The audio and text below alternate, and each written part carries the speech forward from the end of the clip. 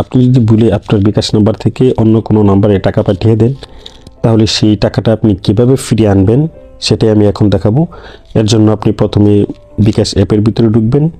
ঢুকার পরে এই যে দেখেন আমি ভুলে অন্য আরেকটা নাম্বারে 500 টাকা পাঠিয়ে দিয়েছি।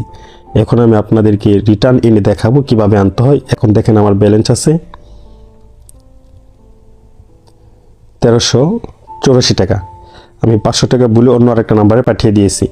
এই জন্য আপনি যদি কোনো নাম্বারে যদি ভুলে যদি টাকা পাঠিয়ে থাকেন, তাহলে পাঠানোর পরেই আপনি কখনোই যার কাছে টাকা পাঠাইছেন তাকে সাথে সাথে কল করবেন না। কল না করেই আপনি সেই টাকাটা ফিরিয়ে আনতে পারবেন। সেটা কীভাবে ফিরিয়ে আনবেন সেটা আমি দেখাচ্ছি। আমি এক নম্বরে 500 টাকা ভুলে পাঠাইছি, এখন আমি সেই টাকাটা ফিরিয়ে আনতেছি। এর জন্য আপনি সেন্ড মানিতে যাবেন।